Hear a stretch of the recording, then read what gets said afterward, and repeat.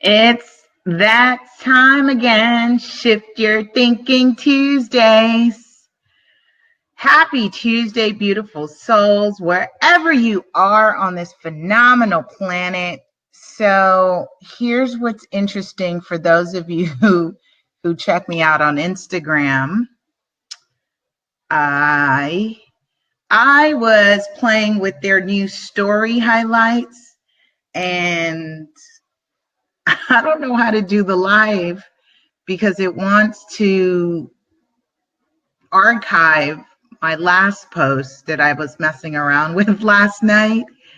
So I might have to figure this one out on Instagram Live, you guys. So forgive me. And forgive my tardiness. I don't know if it's just me or is this a phenomenon that when it rains, you sleep longer, you sleep better. There's something happening with the body, the time body clock, where just it kind of, I'm not going to say throw it out of whack. I just think the body just does something amazing when the universe is pouring out. It just, that's my thought about it. I trust you are having a phenomenal day, and we normally start this show at 8:10 Pacific time. That's 11:10 Pacific time. And so we are on a different time slot right now. Why? Because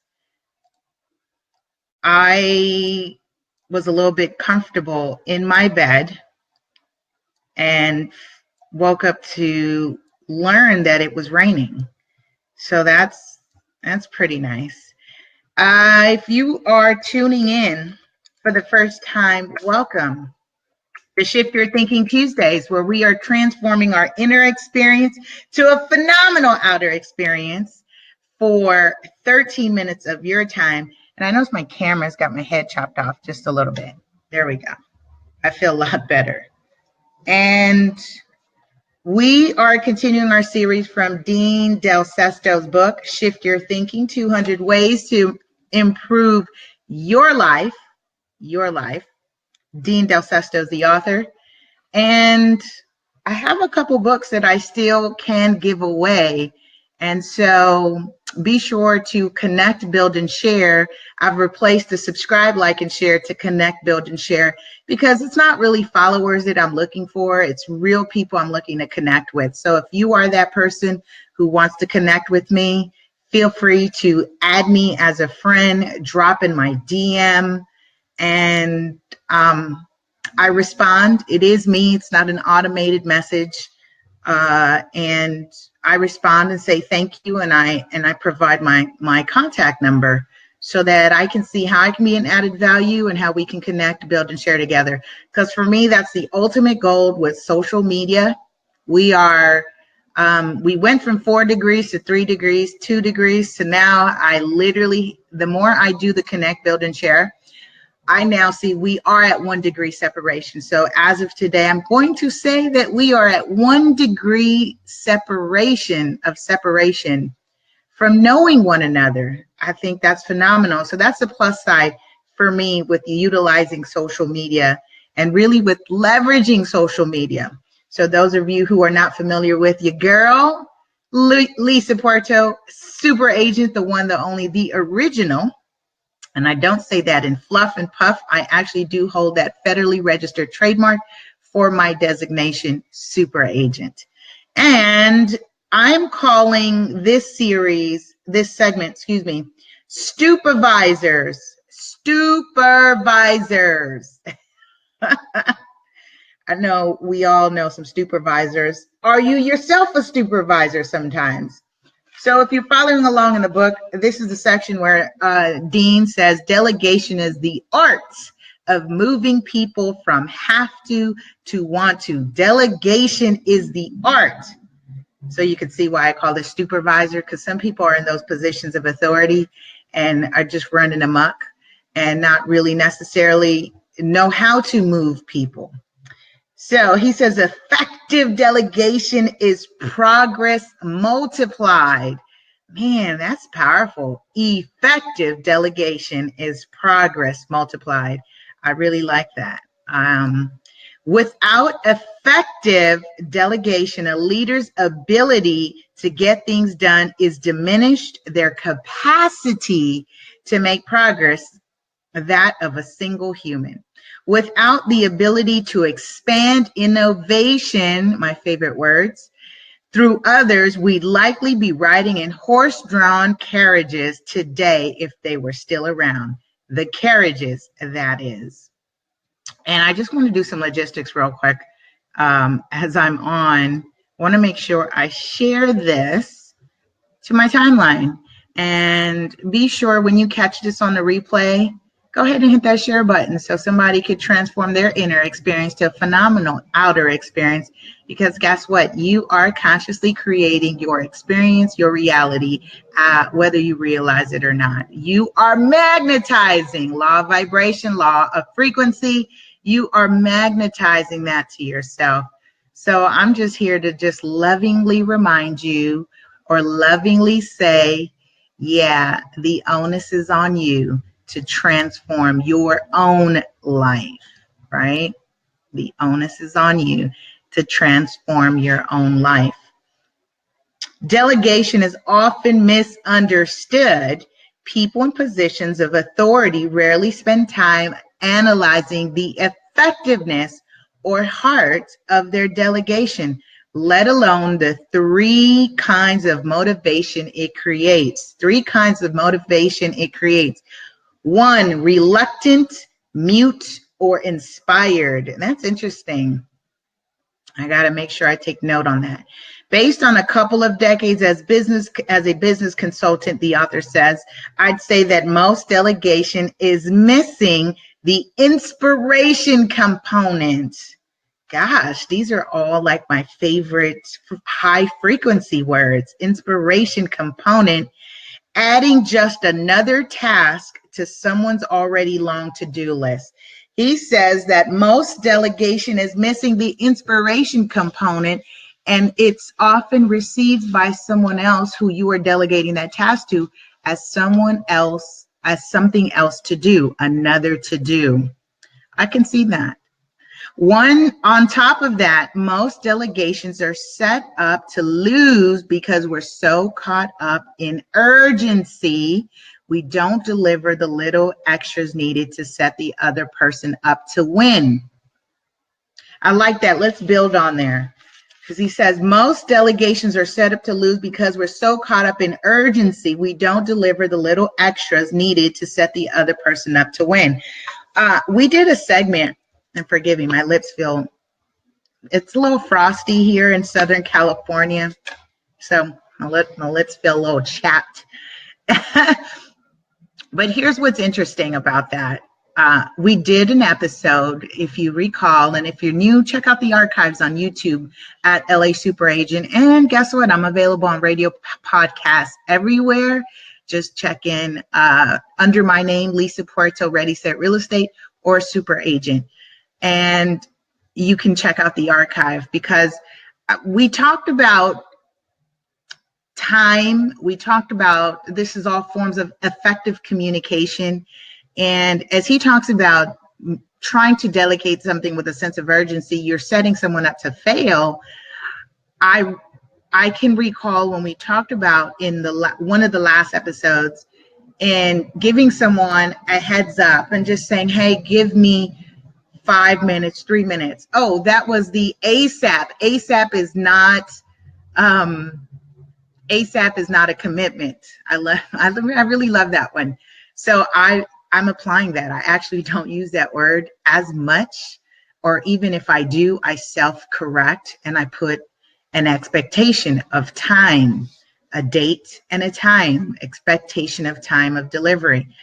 So as we're talking about trying to delegate to someone, again, this goes back to setting up the expectation of time. What is the ETA on the job that you need done? Remove the sense of urgency, because then it tells that person that I'm not respecting your time, or I'm not respecting the task and tools that you currently have set in place for you to complete your current task. So we shouldn't, right? We should not make someone else feel like what they're working on is not as important when we are delegating other tasks. This is a good one, you guys. This is a good one, especially coming from a position of authority, a position of leadership, a position of entrepreneurship, a position of head of household in your relationship. Honey, I need you to go. The honey-do list. That's what it's called. The honey-do list. Removing the sense of urgency so the person can feel a little bit like, hey, I have an opportunity to win once this task is completed. Because let me say this as a loving reminder, as human beings having these spiritual beings having this human experience, we are in our human, and we each crave something, and that is to be acknowledged and appreciated. And public acknowledgement goes a long way, which is why oftentimes when I have people on my show on Ready, Set, Real Estate as a guest, I let them know if there's someone that you feel should be acknowledged, please do so on the platform. Public acknowledgement goes a long way, because guess what? There really is no self-made, right? There's no self-made person. You can be ambitious and driven, motivated, but in terms of getting where you got to the top, albeit, or a level of success defined by your own personal definition, it took others to recognize that it was worthwhile of success. So commerce being knowledge, products, and services in which you are delivering to achieve success is your exchange of knowledge, product, and services for value by someone else. You're not selling to yourself. And that's one of the greatest things, as one of my coaches had mentioned about some of my cover designs. As much as I love script and the pretty and the fancy, he said to me, Lisa, you are not selling to yourself. You're not buying your own product. You're not buying your own services. Your audience needs to be able to read and receive your message in clarity. So that's an added tip for those of you who are into visual marketing and design. Make sure that your audience can read your messages and it's clear and it's concise. And I receive that wholeheartedly, because as I'm learning, they're no longer, I guess, pushing or pressing them to teach cursive. So if you have fancy writing, you're assuming that someone can read it, when what's happening in terms of education and introduction of stylized fonts, that's not for everyone. So yeah, don't be your own STUpervisor and saying, I want it done this way, and leave yourself out of the pot. So I appreciate that. He says the result, people to whom we delegate walk away confused, even angry, again, because we need to be clear. We should be clear on setting expectations, right? The little extras include choosing the person who would lean into the task. Those people that you know will give 110%. See, I don't have A stuff, okay? Anyone who knows me in my intimate circle, and those of you who are learning me, will learn that I like to level up, step up, go above and beyond in anything that I put forth or anything I put my name on. It's like, what is that? Is that Macbeth? What's in the name? It's my name. No, that's the Scarlet Letter. It's my name. That was a great scene, by the way. I do a lot of scripting, by the way. If you guys haven't noticed, lots happening in this mind. The author says the little extras include choosing the person who would lean into the task more than 100%, not away from it, and sharing the specifics of the desired outcome, conveying the importance of the task, and in some cases, explaining why you chose them. Oh, look at that. Acknowledgement of why you are choosing that person to complete that task. He says, lastly, the heartbeat of delegation is to simply or extravagantly acknowledge a job well done. So the next time you ask, you'll have some fuel in your delegation tank, a better chance, a timely follow through, and more likely a job with total excellence. I will leave that there because I see my phone is ringing, and I want to make sure that you get on with your day. So I leave this with you. Don't wear the supervisor hat, talking to self, especially because I can be a little bit, I'm not going to say control freak, but I do like things in order and things done in a certain way. And yes, sometimes I get caught up in taking on too much that stuff because I want to do it a certain way. But that's me learning to mature, trust, and learn how to make someone else feel like they're part of a winning team too, and not just wear that supervisor hat, as I'm oftentimes teased about. So I leave this with you.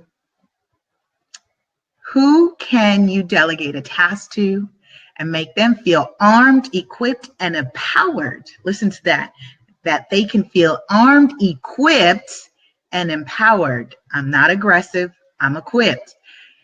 Armed, equipped, and empowered to complete a job well done.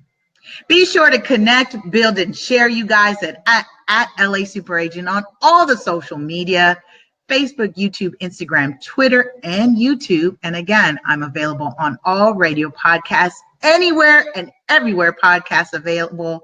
And I'll see you next week for episode number 32. Love you, love you, love you.